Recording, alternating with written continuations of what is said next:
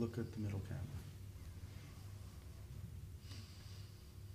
Shalom, welcome to the Jewish View. My name is Rabbi Nachman Simon with the Chabad of Delmar, together with my co-host Mark Vronich of jbiztechvalley.com and Statewide News. We have a very special guest with us, Marty Stein of Kehi Distributors. Marty, welcome to the Jewish View. Thank you. Nice to be here, Rabbi. Listen, nice to Mark, be here, I think you invited us to a Passover Seder here. I never had so much food over. So what's happening here? Why are you bringing all this food? I came back from a convention called Kosherfest, and it was in Meadowlands, the Expo Center, down in Secaucus, New Jersey.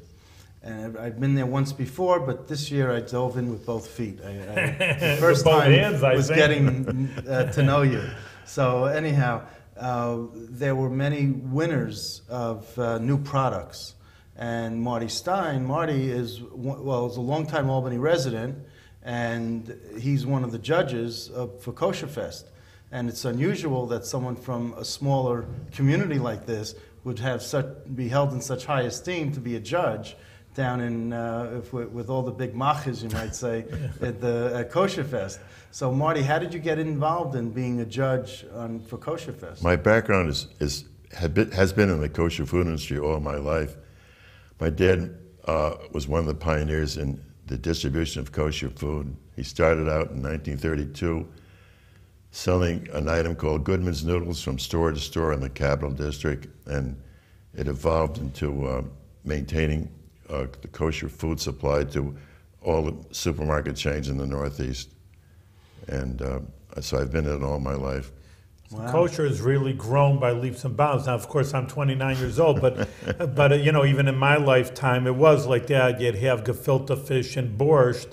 And now, I mean, you can maybe some people can see, I mean, we'll lift up all these different items. It's incredible that, you know, these new items, these are very new items on the market. I want to start with what won for best the K-Cups here. This one for best overall new product.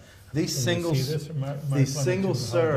There you go. These are single serve beverage cups for K-Cup brewers. So if you have a Keurig coffee maker, you couldn't. There was nothing kosher that you could put into the Keurig coffee maker, so people who kept kosher didn't need to buy a Keurig coffee maker. Now they can, and they could buy this. Yeah, tell us the different brands. What is it?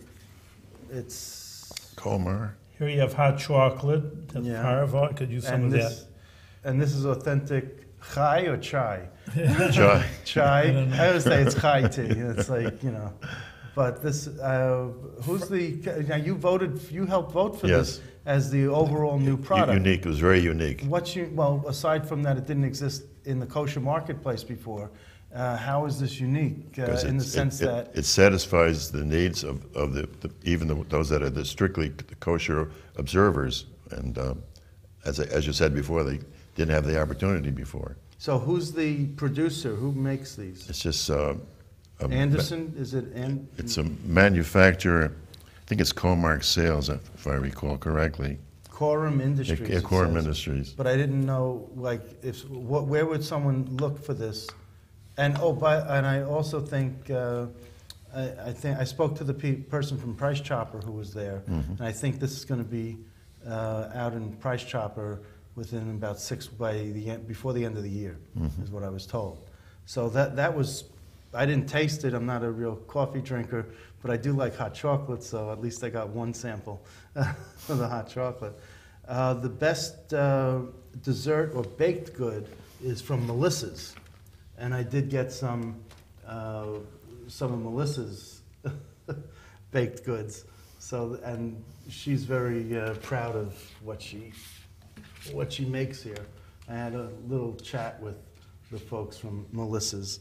And, I don't know if Price Chopper is going to carry these, but, there are a lot of items at Kosherfest that we don't have up here in the Capital District. And I asked the kosher, there was a panel of, the future of kosher.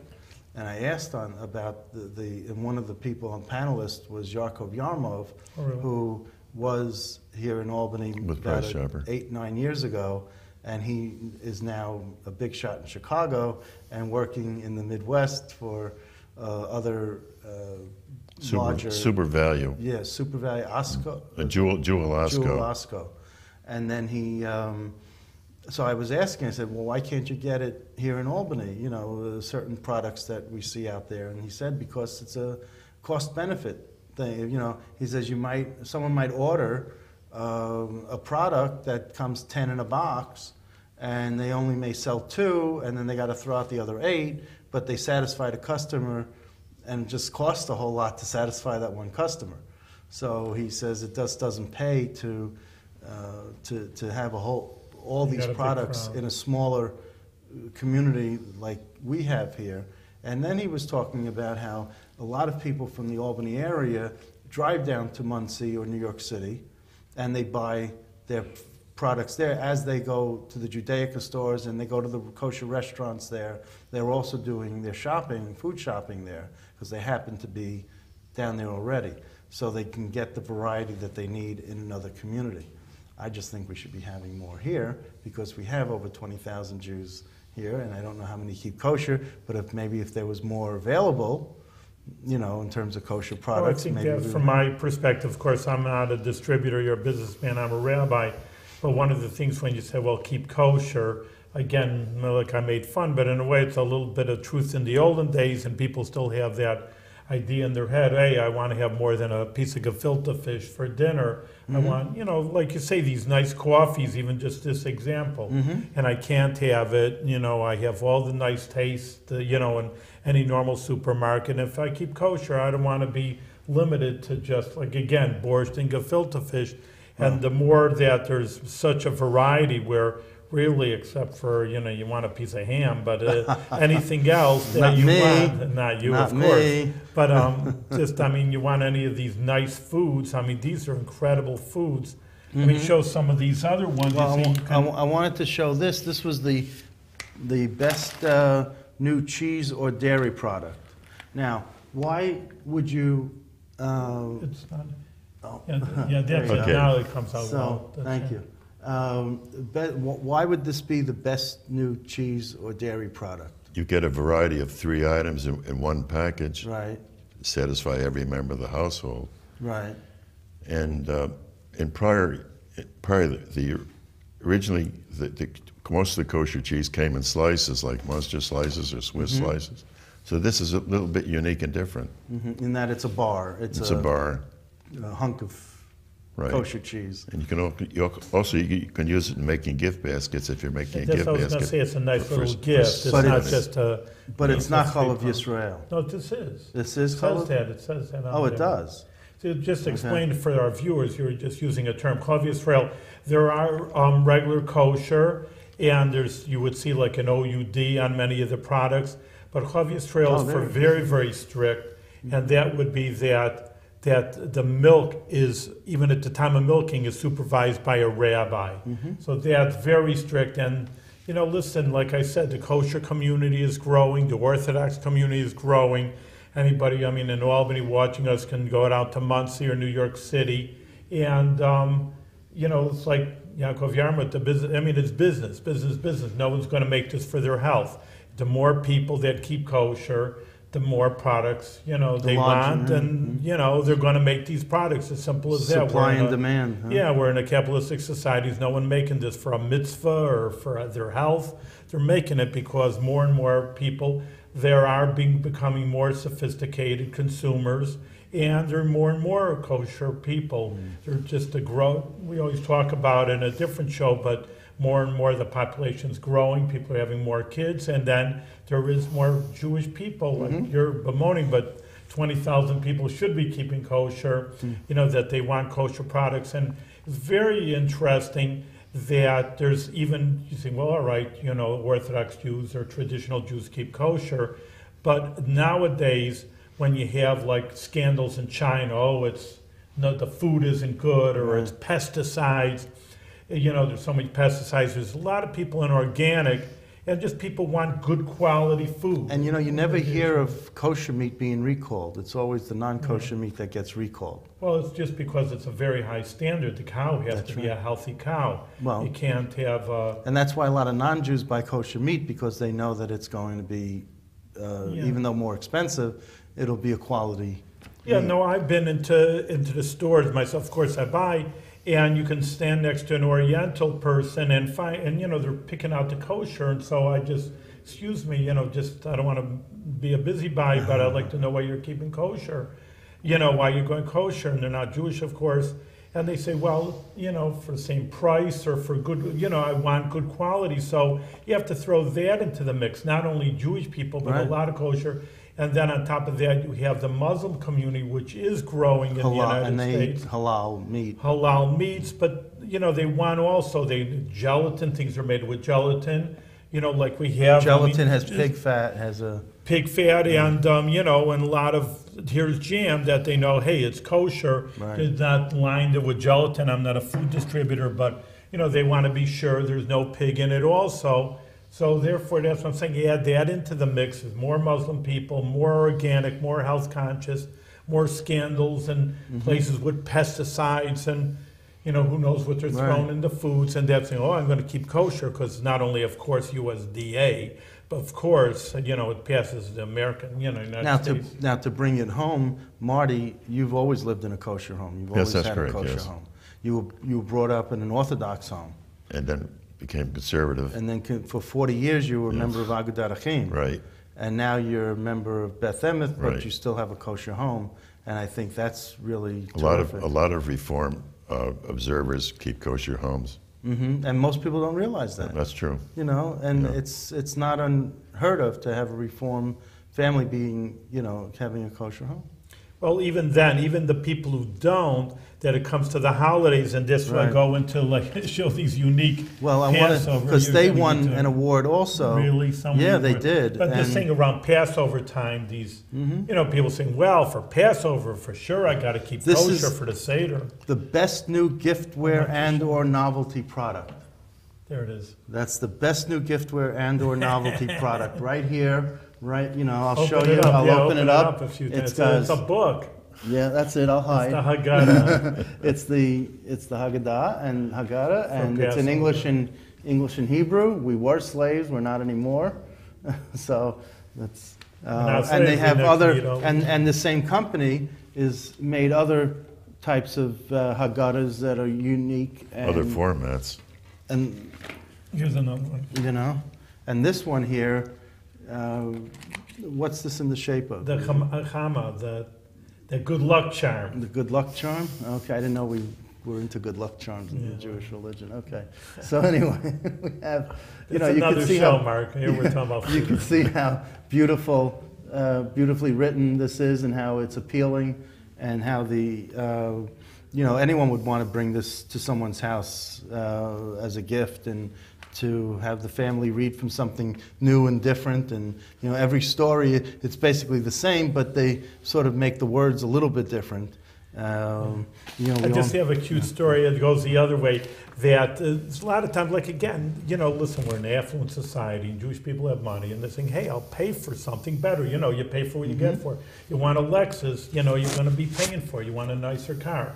So, there are affluent Jews. And he always said, came to the rabbi's house. This is a true story. My friend in Maryland, and he always brought a nice bottle of wine. He said, I don't want this regular, I don't want to say the name, just regular, like it's a grape syrup. When I was a kid, I can't take it anymore. I'm going to have the, good wine. I'll supply you with wine. Just, it's got to be good wine. So fine. Comes Passover Seder. He brings the regular old grape syrup. I mean, it's not grape syrup. It's grape juice, but it's very heavy, sweet. Heavy Malaga. Heavy Malaga is what they, So he says, wait a minute. The whole year you're bringing this good, the best kosher wine. And it really is. They won prizes, like you say. This really is very good quality, even to the non-kosher consumer. Says now all of a sudden by Passover Seder, when of course you have to have 4 cups of wine, now you bring this heavily sweetened wine. He says, listen, I remember in my parents' home, Passover is I got to drink this heavily, like the tradition over here. I got to have, the rest of the year I'm going to drink good wine. But But now, like I say, now people are sophisticated. They have sophisticated taste. And I mean, any supermarket has tens of thousands of products, and just because they keep kosher, says I. So what, don't want to Marty? keep What did that. you like about the Haggadah that this one The in particular? uniqueness, the uniqueness, the design, the of it. beauty, Yes, yeah, the uniqueness. everything that I said already. Yes. There were 250 booths at this Really, Kosher it's Fest. incredible. There were 250 booths, and there were probably a few thousand people. I mean, could I say 10,000? Or I mean, it seemed like it was. Seemed like it. It seemed like It was over really 2 days. crowded. And these are practically new products for the most part. No, No one traditional. Yeah, there's a lot of traditional products, but as you were talking about the wine, I wanna, I on the show here for the first time, this one, Best New Wine What from is it? the Doesn't show. even It's have a called, label well, on it's it. Merin, so I'm going to just open it up Yeah, because please. I They're going to give us a taste of all well, your I don't know if we're going to do that, but I'm going to show you firsthand what this bottle looks like. I have not seen it either, but you have, But this and is you the probably best, tasted I think. it. So tell us something about this. Why, as I'm opening it, Yeah. why did we? Why is this the best? Actually, that was a difficult decision to make. I'm We had sure. a lot of alcoholic beverages to judge, There you go. but this one on You had a taste of all these wines over here. You must have got a little drunk afterwards. no. This wine is Ventura, and it's a Domaine Ventura Merons, Happy Hearts wine. So if you don't have it in your local store and you want it, call up Price Chopper and they'll get it for you. Oh, there's Or a lot call of, there's a lot of wine stores, Yeah. that are around. I know because, of course, I'm in Delmar, and they're getting bigger and bigger kosher. Call up University Wine and Liquors, Right. or call, this is a cheap plug, isn't it? Yeah. No, or call up Empire Wine and Spirits. There's a lot. And There's a lot of stores. There's a lot of good Wine stores that have a stores. wide variety of kosher wines, and they're always looking to expand their wines. But obviously, you must have liked the flavor, the body. What did you? packaging. Packaging? Yeah, You that like the black counts packaging? too. I don't That know. counts too. Why'd you like this? Did you like the box Right. better than the paper? No, we went down to the nitty gritty, to the bottle itself. Oh, so yeah, it looks, it's from France. Is it? Yeah, producer, it's Israeli wine. Okay. I mean, again, that's very important. I mean, I think for a lot of people because, again, I mean, this is, I guess, from a rabbi standpoint that people always argue, well, I can't have my good taste and I have my good bottle of wine and you can really have anything that you really want Yep. really in a kosher product. And more, it's just getting better and better how much a person is able to get. And Well- really, I think some of the wines they won international contests. This is now, of course, Marty was judging between kosher and kosher, but there is between even kosher and non-kosher. Some of these kosher wines really win contests. Are you a dessert? You like desserts? You like Dessert sweet amazing. tooth? They were Have a good sweet too. tooth? Sure. So this is mousse, and not the type that you see up in Maine. Yeah. This is a decadent chocolate mousse, low fat. Imagine that. Not no fat, but low fat. And it's free of gluten-free, dairy-free, nut-free. It's free of a lot of things, but it That's still nice, has the yeah. calories. It says low fat. So. Low fat, yes, but not no fat. So this is from Finchie's, and it's the best new kosher Passover product. Very good.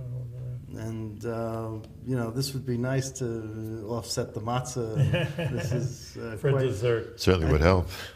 I thought this would be terrific, so I really wanted The food to. industry in general is getting very sophisticated. Again, look at all the things that you said.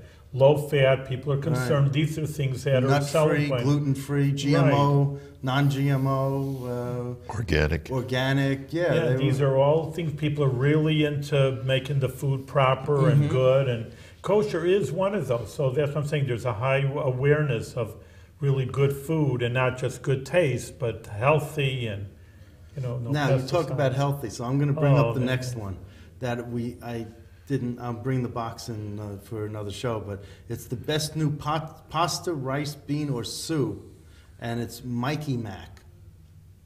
and it's non-dairy macaroni and cheese dinner. Exotic Sauce Packaging is the company that makes it. I see. And I met Mikey. Mikey's the owner. Well, they had regular American cheese. I've seen that in the stores, but now there's a new product, rice and... Yeah, it's like macaroni and cheese, right? Right. Mikey Mac. Yes. So this is non-dairy macaroni and cheese. Really? Yeah. So why did you like Mikey Mac? Because it's got a Uniqueness of the product. Not the box. No, the packaging was The packaging. was you good. like the the packaging. The super Mike in there. Yeah. So is that what goes in if someone has a nice box? No, everything is. You have to pricing and packaging. Yeah. But It's how about taste? taste. Oh, that's also a consideration. A consideration. Oh, definitely, but yes. Not the top. Okay. Everything So together. Everything's together. So yeah. how did this taste? I didn't even taste this at the show. They didn't have Cook up the... No, they didn't cook it up. They had mock-up boxes. They didn't have the real boxes that they could actually sell or make. So they just had like maybe some empty boxes. In fact, what they gave me that says "Do not eat." So I don't know what. So I can't It wasn't eat made that it was too new. But it's supposed. I can't say if it's very good or not. But you obviously tasted No, then it. we How long taste ago did you do this tasting and hand out the? about 10 days ago.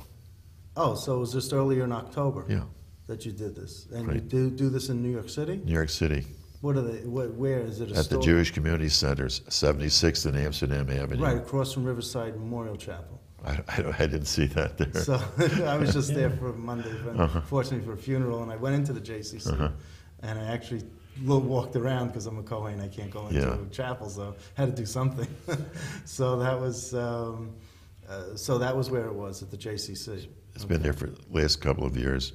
I see. In prior years, it's been in other areas. Teaneck, New Jersey, 1 year. 1 year was even Portland, Maine. Mm-hmm. Wow. Well, that's because the The- marketing yeah, company right, who yeah. is in charge of all this is from Portland, Maine. They didn't want to travel that year. All right, so the best new deli meat is breaded chicken fries from KJ Poultry, I presume Kiryat Shol, Orange County. I would assume so. So what is chicken fries? What are chicken fries? I guess you might equate it to some non-kosher brand that's very popular. So this is strictly kosher. I don't know what chicken fries are. Then they had styrofoam stuffed in the bags, so I couldn't even taste them. I didn't even know what they had mock-up bags. Well, this is probably, shall we say, comparable to a non-kosher brand that might have the same kind of a but package. so it's like a chicken in the shape of a French fry? Chicken fry? I don't know. Is it in the shape of a French fry? Hey, chicken Yeah. nuggets? Is that No, something? it's not a nugget. If you on the package, it just looked like it was in this like sticks, like like you could dip it into a sauce. I think or something. you could equate it to that, what you just said. Okay. Now, Goldbaum's gluten-free flatbreads won for best new bread, grain, cereal, and/or cracker. But I didn't get a box of that. But I did get their multigrain quinoa crisp. Quinoa is very popular. It's a very hot item. Very hot item, Right. quinoa. So these are the quinoa chips. Is it kosher for Passover? Because some people say quinoa is not even a real not grain, sure. and therefore... It just says OU kosher. All right. Okay, it won't be for Passover. And it's GMO-free, preservative-free, trans-fat-free, MSG-free, additive-free, gluten-free, wheat-free, beef-free. Not kosher for Passover. But it's not free. It still costs you. They don't say price free, that's all. It's very good tasting, too. It is, huh? Yes. Okay. Gluten is glue. Who knew? But here, this is the, All right. yeah. So that's what it says on Not the for packaging. kosher for Passover, but because quinoa, not to get into the rabbinical situation here, you can't Well, have why wheat. not? Let's get into it. That's fine. All right. I mean, well, I'll make it fast. That, of course, on Passover, you're not supposed to eat any bread, but it doesn't only mean bread. It means any grain that is baked. Now, the question is, quinoa is very new. compared to, they didn't have it thousands of years ago, bottom line. So is that really a grain? Well, I see this multi-grain. See, that's where the problem is. Yeah. They did put other grains in here, So it brown might- rice, flour. Right. So they might have other Grains in here. other varieties. Yeah, so, but I'm just saying, some people do eat quinoa really just plain. I mean, I it is see. like a grain. It's I not a see. grain, I shouldn't say that. It's like a plant. Yeah. And they do eat it for Passover. Well then, But see, this is multigrain. That's why it's not just pure quinoa, it's multigrain, so they put other grains in it. well there were some other items. This Osam has pearl couscous, which with rice, roasted garlic, and sun-dried tomato. We're getting everybody hungry on the show over here. No, well, They should have a cooking show next. That should be the next. Well, we could do that. maybe. In fact, they had a culinary display and competition today. Really? Also, yeah, at the show, at this convention. That was the most packed seminar that they had. so, Really? yeah. People were But this seeing is- how to cook it. But this is the couscous, and it's very, it's from Osam, and this is a new product. A lot of people are getting into the couscous. It's a very popular category. Very popular, very popular. Well, foods get popular also, so just following the market also. That's following the market. And this, I brought over a jam that's made in Vermont, Grafton, Vermont, which is very close to the Albany area, even though it's Vermont and we can make jam here in New York State. And it's not a New York State jam, but it's close. So this is from Grafton, and it's really delicious. It really is, but I think it still has a lot of Sugar. sugar and things that sugar 13 grams, total carbohydrates 13 grams. So all the carbohydrates come from the sugars. So that's it. So we have they have raw cane sugar in here and lemon juice and fruits, blueberries and plums. So that's it. Those are the only ingredients. That's good. So it's really Try to be healthy. healthy if you can eat sugar. You have to just jog it off, go to Now- the gym over there. Now I want to ask you, do you know, now everyone knows what the symbol is, the OU? It's the Union of Orthodox Orthodox Rabbis, Jewish that they are Congregations. the Kosher Supervising Agency. That's And there were several Kosher Supervising Agencies Quite a that few. had booths at the show. They had one from Canada. They More than had- one from Canada. More than one from Canada, I met one. But there was one from Australia. There One was from London. London. There was the OK. Sure. Now, and then there's the Chaf K, Kafka was there. right? Star K. Or Star K, From which I still Baltimore. think of Starkist when I hear Well, Star Baltimore. K. Sorry. And then they had like KJ. There's like 10,000, No, not No, no, that. 1,200. 1,200, over 1,000. Over 1,200 now. Yeah, over 1,200 kosher symbols of kosher supervising agencies. Well, it And goes there's together only with- 5 major ones. Yeah. But there are many. Well, we have one in Small our, ones. Right, the our Vad capital HaKashrut, district yeah. also. I mean, again, it goes hand in hand where kosher is becoming such a big business. Someone from a kosher agency told me a few years ago, says, it gets to the point when anything that could be kosher will be kosher. Well, the You know. message that I heard about the future of kosher is if you make a good product that happens to be kosher. That's the way they're going right now, is that they're trying to push companies not to be kosher first, but to just be a good product that happens to be kosher and develop the formula with the kosher supervising agencies. Well, this Kosherfest has just become cyclical. I mean, just more and more that there's more, you just say thousands of people. Yeah. These aren't consumers, these are distributors, let alone. Right. You know, so Right. these, I mean, the market, I mean, like you say, supply and demand, people are the aware. hey, commercial you know. use, whether it's food for the prisons or food for schools or, in that area. Yeah, I know. Anyway, do you know the story of how OU, the symbol, got started? No, I do not. Was it from Heinz? Heinz, H.J. Heinz. Right, 1930s. In the Heinz 1930s, beans. when it was World War II, the Nazis and everything, they didn't want to. They wanted horseradish. They made horseradish. I think that was the first product, and they didn't want to have the word kosher on it. So Heinz himself said, we'll do the U and the circle around the U, and those who need to know who it is, what that means, will know. Otherwise, other people will just see that it's some symbol that they just don't know, but it won't matter. And that's what the what's his name? Mendel. Gnack? No, Menachem Lubinsky. Menachem Lubinsky. Of Kosherfest.com and Kosherfest magazine. He's like the organizer of this, and he's the one who told the story about it. Started out in first Kosherfest was in 1989. Right. 25 years. Yeah, this is 25 years. Yeah. So that's my story. I'm sticking to it, and that's a small part of what I've been through the past couple of days in terms of being immersed in the kosher food business. Well, that's really incredible. But to me, again, I mean, I'm glad there's people are making money in business, to say the very least. But it gives the trade the opportunity to see the new products. Mm-hmm.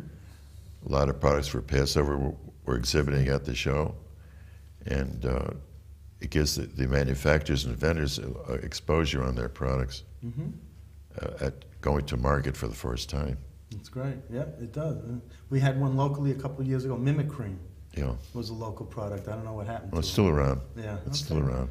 Okay. Well, I think you got to give him a blessing now. All right, Marty, Dad. Glad that you went to Kosherfest and strengthening kosher for everybody, and hopefully that helped all the 20,000 Jews in the Capital District keep kosher. Thank you very much. I think the Jews in the Capital District have a good source of supply for their needs. There's no shortage around here. Well, thank you for coming. They don't really have to travel. They get everything they need right here in the local. Okay, we're out of time. Thank you. Thank you.